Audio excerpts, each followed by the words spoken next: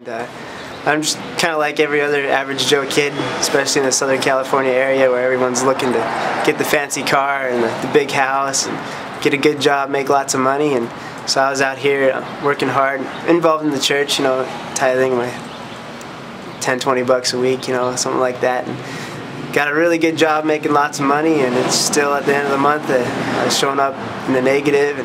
And so I buttoned down and really paid attention to the aspect of tithing and giving to other people when they're in need. And I started doing that. Like I just give to people who need it more. I support my friends going to China and some friends going to Africa, and just some of the single parent families around the church that really need it. It just opened the doors, gives God the ability to bless me and give back what's His to begin with. I've had so much more. Before, when I was trying to keep it all, I was always running out, but now that I'm giving it away, I can't seem to get rid of all of it ever. And it's just an amazing concept when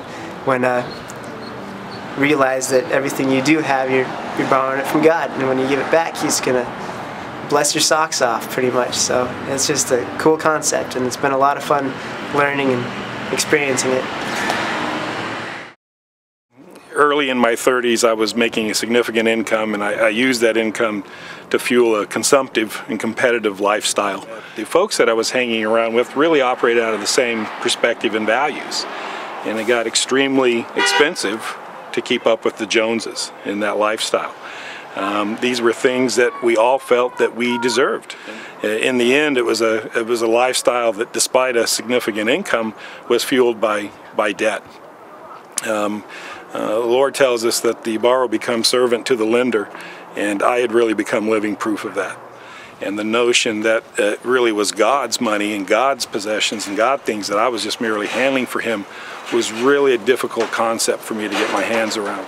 It was a real struggle, but in the end, God used the hard attitude to support the work financially to really stir my heart. It's been tremendously freeing.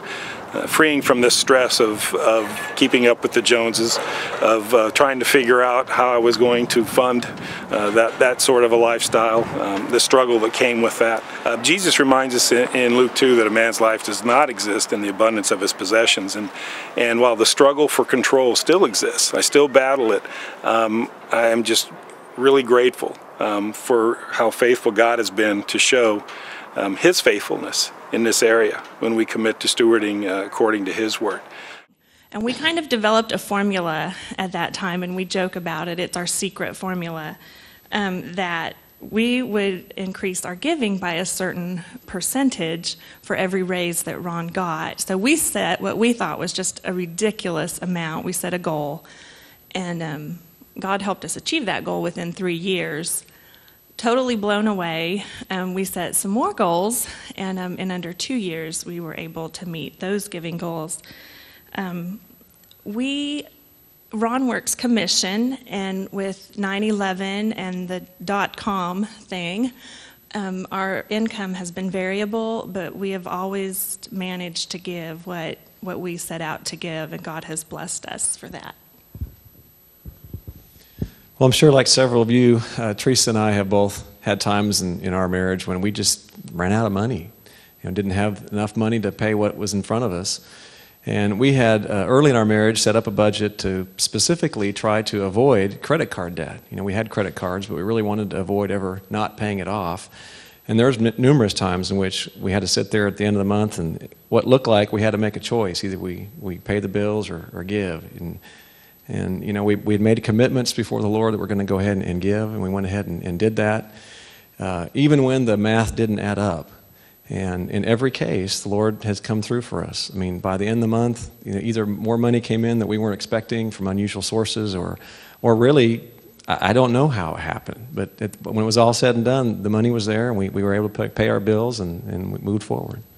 I'd never understood the blessing and the beauty of true tithing and what it means that you can't outgive God. It's so basic, that verse, where your treasure is, there your heart will be also. And if I honestly look at the future of Seabreeze and I have my heart invested in it, you know what, it's not it's not difficult at all to give to that purpose.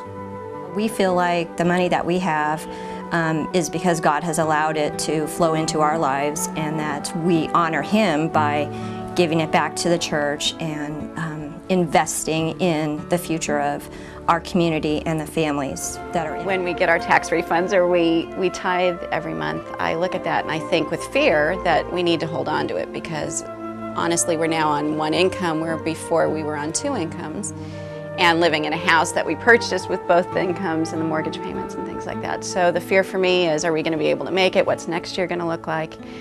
And then when we begin to pray about it, my husband and I do on my own as well, I think God really has shown me time and time again, and I'll have these memories of how He's provided in every circumstance, and there's been a lot of hard ones in my life. You lose sight. You don't realize that those are blessings that God gave you. You know, those are talents He gave you.